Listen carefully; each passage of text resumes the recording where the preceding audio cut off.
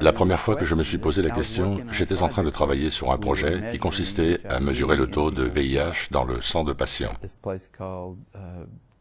dans un laboratoire spécialisé à Santa Monica. Je n'étais qu'un consultant. Je venais juste 3 jours par mois pour faire ce job. Et à un moment, il nous a fallu rejustifier notre donation provenant de l'Institut national de la santé. Donc j'ai dû le faire et l'écrire. Et les premières lignes disaient que le VIH était la cause probable du sida. Je l'ai écrit et je me suis dit que j'avais besoin d'une référence d'un écrit scientifique pour appuyer cette affirmation. Car lorsque vous faites ce genre d'affirmation scientifique, cela devient un fait, donc il vous faut l'expliquer. Voilà comment je suis arrivé à cette conclusion. Et vous mettez un petit 1, si c'est la première affirmation, qui vous ramène en bas de page et qui dit « Voilà l'écrit de quelqu'un qui décrit pourquoi cette affirmation est vraie ». Donc, je me mets à penser « Mais quel est ce papier ?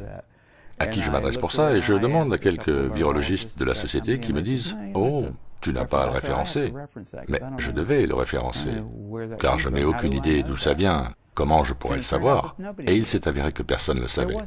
Il n'y avait aucune référence scientifique, comme un article que quelqu'un aurait proposé avec des données expérimentales, comme une argumentation logique qui dit « Voilà comment nous savons que le VIH est la cause probable du sida ».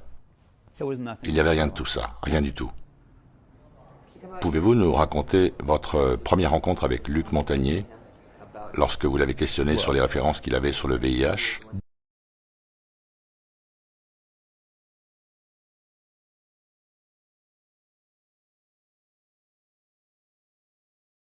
Au moment où j'ai rencontré Luc Montagnier, j'avais déjà rencontré beaucoup de chercheurs orientés sur le sida lors de réunions, et j'allais toujours vers eux, s'ils avaient l'air de savoir ce qu'ils disaient à propos du sida. Donc, j'allais les voir après, et je leur demandais où je pouvais trouver des données scientifiques de référence, que je puisse utiliser. Vous vous rappelez, j'ai une phrase qui dit que le VIH est la cause probable du sida, et il me fallait supporter cette déclaration par quelque chose avant que je puisse l'écrire et le proposer. Et j'ai fait le tour et j'ai demandé à plein de gens. Et je ne trouvais pas. D'abord, j'ai cherché des données informatiques, des trucs comme ça. Je me suis dit, mais il doit y avoir quelqu'un qui sait, va avoir des experts, et demande-leur. Donc, je leur ai demandé les uns après les autres, et aucun ne savait. Aucun. Et je commençais à paniquer.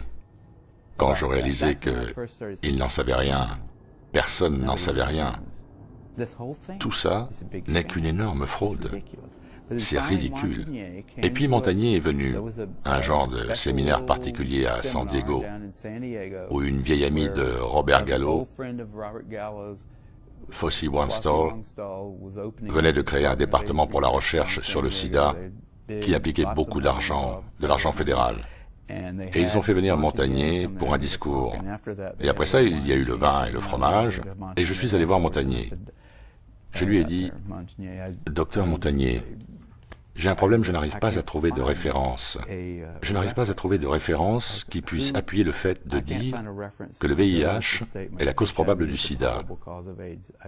Et je pense que vous pouvez m'aider. » Et il savait qu'il pourrait m'aider, et me dit, « Pourquoi ne citez-vous pas cette nouvelle publication ?» Par nouvelle, il voulait dire cette année. C'est une nouvelle publication sur un virus qui peut tuer les singes. Je pense que c'était des singes, ou en tout cas liés aux singes, ou des jeunes primates. Et j'avais lu que rien de tout ça ne marchait. C'était censé être un modèle d'étude du sida que quelqu'un avait imaginé, un genre de rétrovirus qui passait d'un mammifère à l'autre et qui finissait probablement chez le chimpanzé qui en mourait. Et ça le tuait, mais ça le tuait en une semaine. Aucun symptôme n'était identique. Rien ne ressemble au sida, là. Le sida ne vous tue pas en une semaine, c'est complètement ridicule. Aucun symptôme n'était là. Et j'ai dit, vous savez, j'ai lu cette publication et je n'y ai vu aucune relation avec le sida et je ne pense pas que je puisse utiliser ça comme référence. Et je ne me souviens plus exactement ce qu'il a dit. Il s'est éloigné. Oh non. Avant qu'il me parle de cette publication, il me proposa d'utiliser celle du NIH, en fait le rapport du CDC. Et ça, j'avais regardé et je savais que ce n'était pas scientifique. Et alors il me parla de cette autre publication, qui venait juste de sortir il y a un mois, autour de laquelle il y a eu beaucoup de fanfares. Mais ça ne valait rien.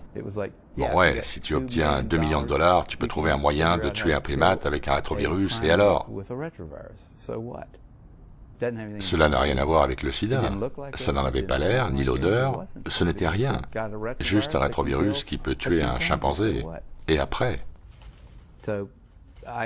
Ensuite, il n'y a plus eu d'échange, il s'est éloigné. Et les gens autour, ses collègues, le regardaient d'un air de dire qu'il aurait pu être plus convaincant. Mais il ne le pouvait pas. Donc il est parti. Je pensais vraiment qu'il aurait une réponse. Vraiment. Vous savez, j'étais sur le point de perdre toute ma confiance dans le système, mais je pensais que Montagnier saurait, qu'il pourrait me dire pourquoi il pense que le VIH est responsable. Il me dirait quelle étude le démontre, mais il n'avait rien. Aucun d'entre eux n'a quoi que ce soit. Et c'est pour ça qu'ils sont bizarres. Ils ne veulent pas parler. Ils n'aiment pas voir les gens comme moi les approcher et leur poser des questions. Et ils sont prêts à aller très loin pour l'empêcher. Ils prennent des risques. Je ne voudrais pas être à leur place.